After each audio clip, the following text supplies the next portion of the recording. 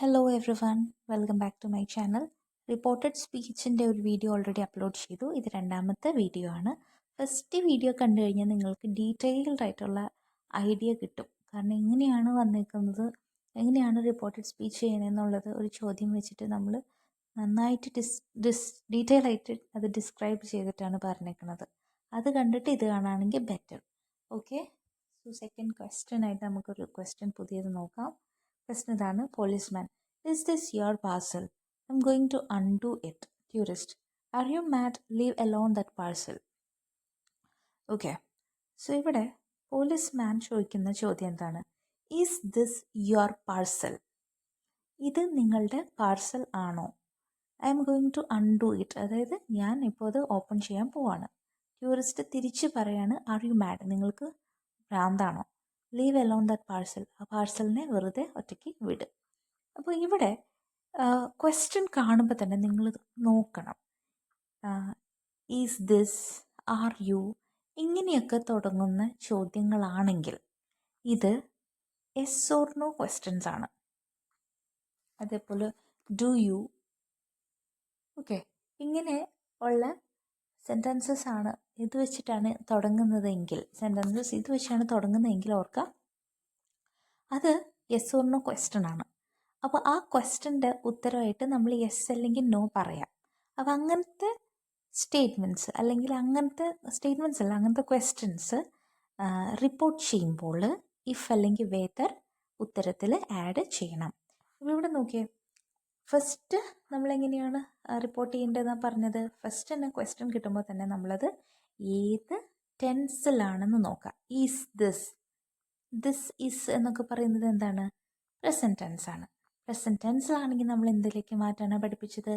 Past ടെൻസിലേക്ക് മാറ്റണം. Okay, അപ്പോൾ is this your parcel എന്ന് ചോദിക്കുമ്പോൾ ഇത് പാസ്റ്റ് ടെൻസിലേക്ക് മാറ്റണം. ഓക്കെ, അപ്പോൾ ഇവിടെ എന്താണ്? ഈസ് മാറും, ദിസ് മാറും. അതേപോലെ I am going to undo it, അതിൻ്റെ കൂടെ തന്നെ ഈ പോലീസ് ചോദിച്ച കാര്യമാണല്ലേ. യെസ്, അപ്പോൾ അത് ഓൾറെഡി പ്രസൻറ്റ് കണ്ടിന്യൂസ് ടെൻസിലാണ്. എങ്ങനെയാണ് മനസ്സിലായത്? ഐ ആം എന്നുള്ളത് പ്രസൻറ്റ് പറയുന്നല്ലേ, ഇപ്പോൾ എന്താണെന്നുള്ളതാണ് ഐ ആം. ഗോയിങ്, അതായത് വേർബിൻ്റെ കൂടെ ഐ എൻ ജി ചേർത്ത് കഴിഞ്ഞാൽ ദാറ്റ് ഇസ് കണ്ടിന്യൂസ്. അപ്പോൾ പ്രസൻറ്റ് കണ്ടിന്യൂസിൽ കിടക്കുന്നതിനെ പാസ്റ്റ് കണ്ടിന്യൂസിലേക്ക് മാറ്റണം നമ്മൾ, അല്ലേ? അപ്പോൾ നമുക്കൊന്ന് ചെയ്ത് നോക്കാം. അപ്പോൾ ഫസ്റ്റ് നോക്കിയേ, പോലീസ്മാൻ ടൂറിസ്റ്റിനോട് ചോദിക്കുന്ന കാര്യമാണ്. യെസ് ഓർ നോ ക്വസ്റ്റൻ ആയതുകൊണ്ട് ഇഫ് അല്ലെങ്കിൽ വെദർ ആഡ് ചെയ്യണം. Policeman asked the tourist is this എന്നുള്ളതിനെ നമ്മൾ ചേഞ്ച് ചെയ്യണം. അതെങ്ങനെയാണ്? ഈസ് ദിസിനെ നമ്മൾ ചേഞ്ച് ചെയ്തിട്ട്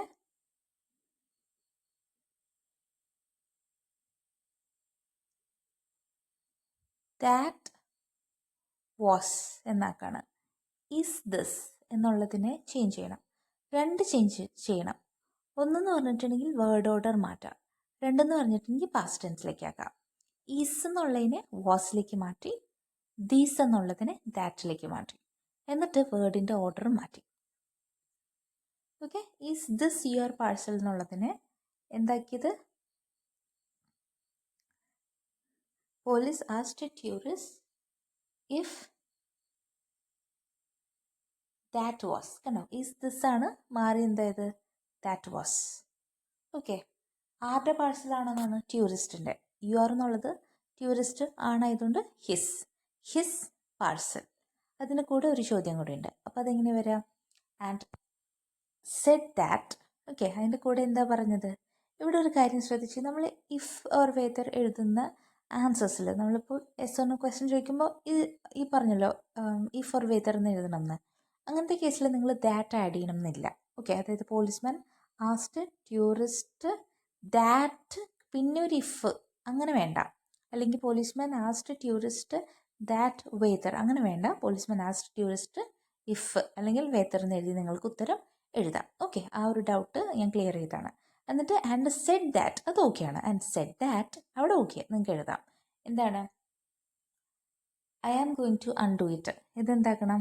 ഐ ആം എന്നുള്ളത് മാറ്റണം. ഐ എന്നുള്ളത് ഹി ആക്കണം. ആം എന്നുള്ളത് was, he was. I am past എന്താണ്? കാരണം ഐ ആം ഗോയിങ് എന്നുള്ളതിൻ്റെ പാസ്റ്റ് ആക്കിയിട്ട് he was going എന്നാക്കണം.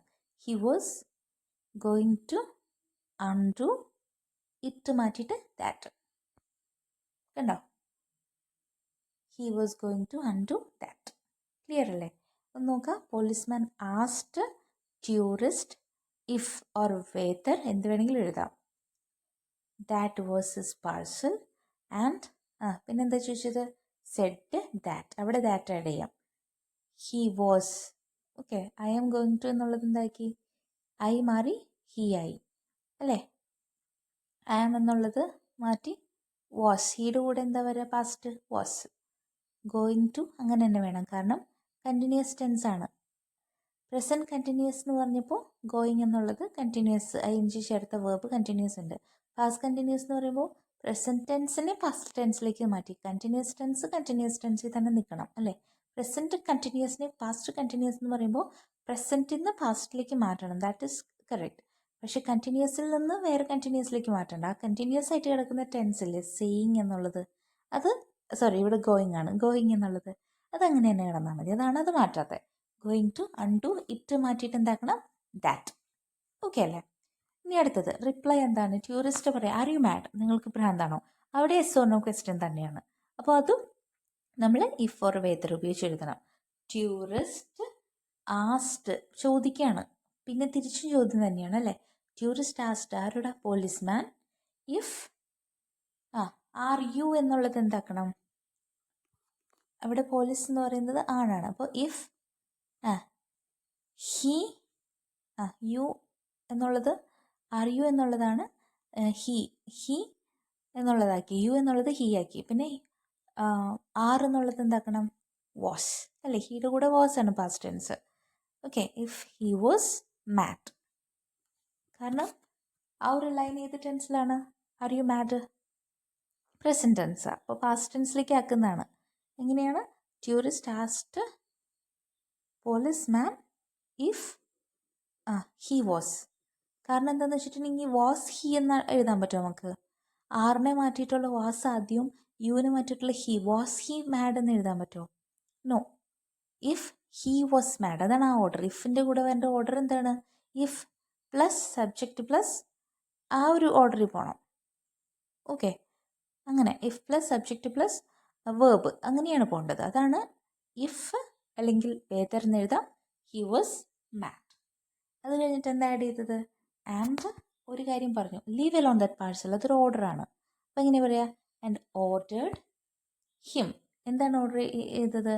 Ordered him to leave alone that parcel. That parcel അവിടെ തന്നെ ഉണ്ട്. ഓർഡേർഡ് ഹിം എന്താണ് ഓർഡർ ചെയ്തത്? To leave alone that parcel. ഇവിടെ ലീവ് അലോൺ ദാറ്റ് പാഴ്സൽ എന്ന് നമ്മൾ നോർമലി പറയില്ല. ലീവ് ദാറ്റ് പാഴ്സൽ അലോൺ എന്നാൽ പറയുള്ളൂ. പക്ഷേ ക്വസ്റ്റ്യൻ തന്നെ ലീവ് അലോൺ ദാറ്റ് പാഴ്സൽ ആയതുകൊണ്ട് ഉത്തരത്തിൽ നമ്മൾ അങ്ങനെ തന്നെ എഴുതിയെന്നുള്ളൂ. ഓക്കെ, സോ ഇവിടെ എന്തൊക്കെ ചേഞ്ചസ് വരുത്തിയെന്ന് നിങ്ങൾക്ക് മനസ്സിലായോ? നമ്മളിപ്പോൾ ഒരു റിപ്പോർട്ടഡ് സ്പീച്ചിൻ്റെ ഒരു ക്വസ്റ്റ്യൻ കാണുമ്പോൾ തന്നെ ഏത് ടെൻസാണെന്ന് നോക്കുക, എന്നിട്ട് അതിനെ പ്രസൻറ്റ് ടെൻസ് ആണെങ്കിൽ പാസ്റ്റ് ടെൻസിലേക്ക് മാറ്റാം. ഓക്കെ, ആ ഒരു സംഭവമാണ് ചെയ്യേണ്ടത്. ഇവിടെ അതാ ചെയ്തേക്കുന്നത്. പ്രസൻറ്റ് കണ്ടിന്യൂസ് ടെൻസിനെ പാസ്റ്റ് കണ്ടിന്യൂസിലേക്ക് മാറ്റിയിട്ടുണ്ട്. അങ്ങനെ നമ്മൾ ആദ്യം സെൻറ്റൻസ് വായിച്ച് നോക്കിയിട്ട് വേണം അതേത് ടെൻസിലാണ് നോക്കിയിട്ട്